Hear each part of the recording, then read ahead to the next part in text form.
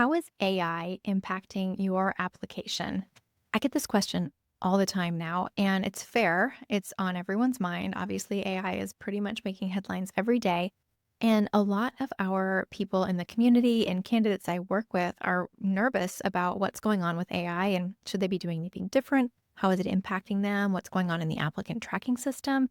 So, today we're going to go into that, and I'm going to tell you a little bit about how it is and isn't impacting you and what you can do to put your best foot forward, whether it is a human or a robot reviewing your resume. All right, so let's tackle this from the beginning.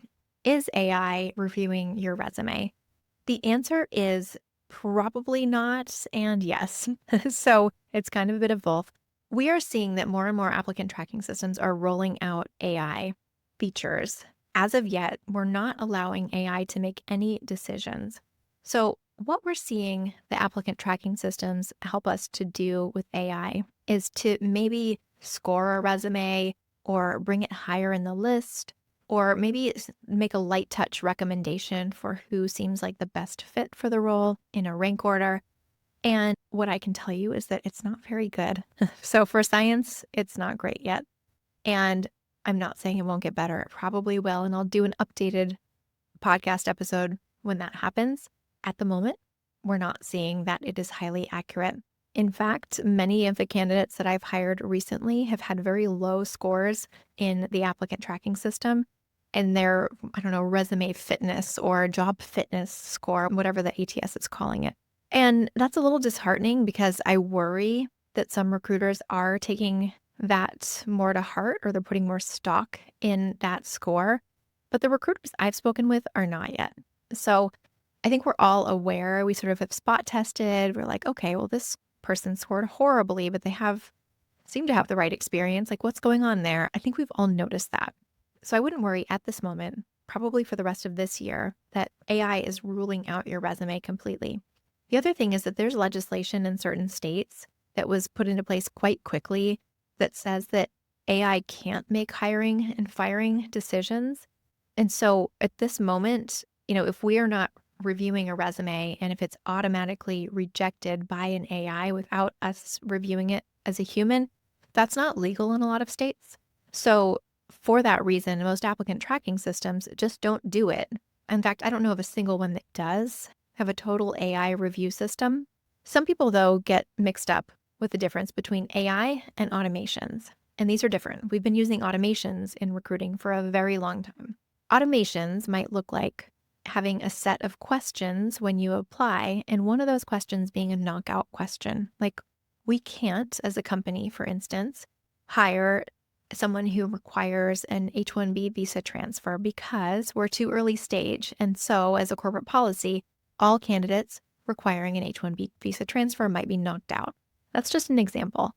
We've had other examples where we've had like salary knockouts, where we have just decided, you know what? We're very budget constrained. We're going to list the salary. And if someone comes in with a salary above that, we're just going to knock them out. They knew what the salary range was. They told us they wanted more. We don't want to consider them because there's no way we can hire them if we like them. So in that case, those are automations. That's not AI. It's very simple. The user inputs a value, and we've told the computer, okay, if this value is X, they're out. If it's Y, they're in. So that is something that candidates, I think, have gotten confused about. We don't have any knockout capability for like missing keywords or having, the wrong keywords or anything like that. That is where the AI is coming in. If the AI is scoring your resume against the job description, it's going to be looking for keywords and context. Like I said, in science, it's not very good yet. Science context is hard. So it's getting better. And actually, I see ChatGPT is pretty good when I ask it to help me write job descriptions and things like that. But it's still pretty not good. If I have a great candidate and I ask it to look at both the resume and the job description, I still don't get a great answer. So I don't know what it is in the comparison, the comparing the resume to the job. It seems to understand the context enough to help me write a job description, but not really score candidates. So hey, that's fine with me. We're still doing our thing. That means that recruiters still have jobs, right? So I'm going to count it as a win. But that's the main fear people have. The next thing I want to talk about, though, is how candidates are using AI in the application process. So we do have some tools on the market that are infuriating to us recruiters. One of them, for example, is called lazy apply. It is just like it sounds. You can be really lazy and it'll apply for thousands of jobs for you. Are they the right jobs? No, they're not. So you basically upload a resume and it goes and it just applies to every single job it can find. It's really obvious when candidates are doing this. And we're getting a flood of applicants as a result. So many more applicants since these tools rolled out, and they're not high quality.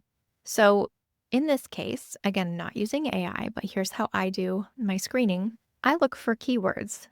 So if a job, let's say, is a computational biology job, and it says that right in the title, and if I search for the keyword computational biology or computational biologist, so I give some variations, if I search for that and it doesn't appear anywhere in the resume, I'm probably just going to eliminate the candidate. So what I do is I'll look at my big slew of resumes. I've got 200 resumes came in over the weekend.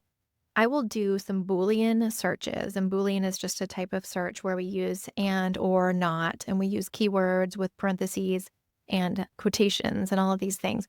So I will do a Boolean search for all the resumes that do not have the essential keywords that anyone who has looked at the job description would have put in their resume. And I'll just knock all those candidates out at once, and my pipeline will be cut in half, and it's wonderful.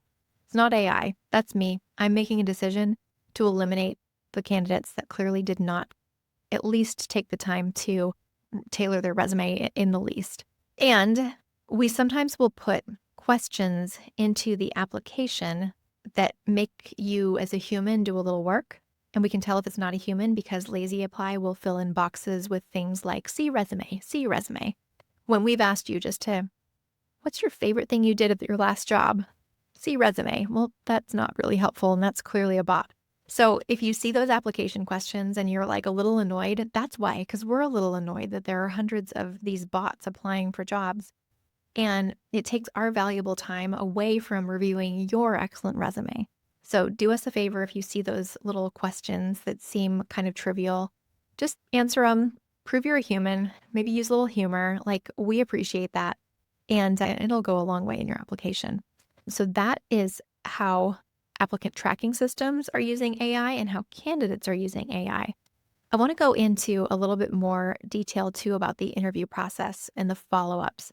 So one tool that applicant tracking systems are starting to use more and more are AI bots that are little chatbots that help to qualify candidates.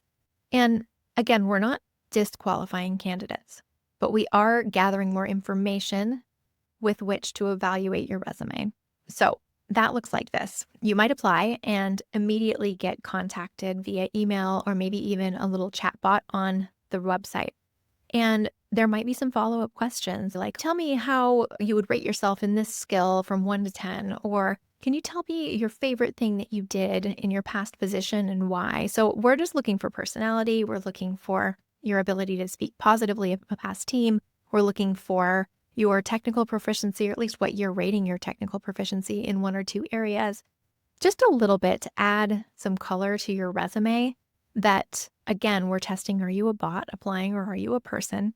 And when I go to review your resume, I'm going to have more of a picture of the type of candidate you are in a well-rounded way, because most candidates don't have great resumes. So if I consistently am not getting the answers I'm looking for, I might ask for an AI to help me gather those results. You might see this as an email exchange, where you exchange a few emails to get that information. And we might also ask you to do an asynchronous video interview that sometimes includes an AI asking some questions. Don't be afraid of those.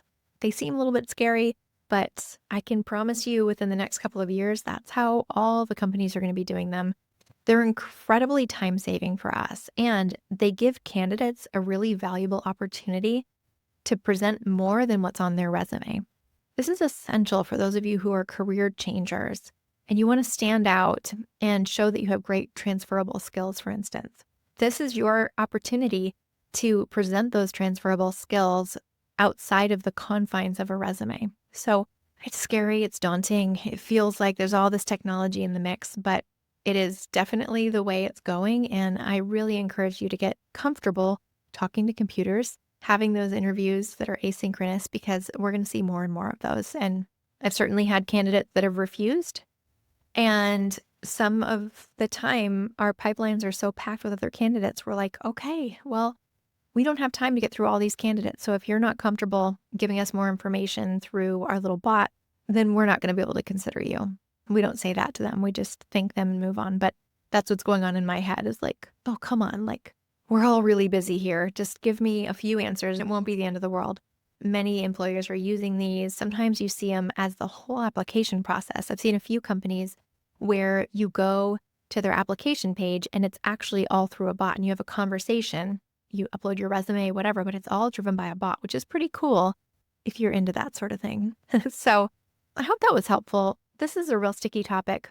It's certainly evolving almost weekly. It's nuts how fast things move. I listen to a couple of AI podcasts to keep on top of all of this stuff.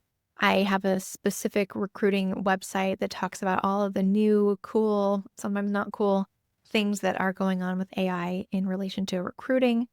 It's a lot to stay on top of. So if you have a cool tool that you've used and you want to tell me about, please do.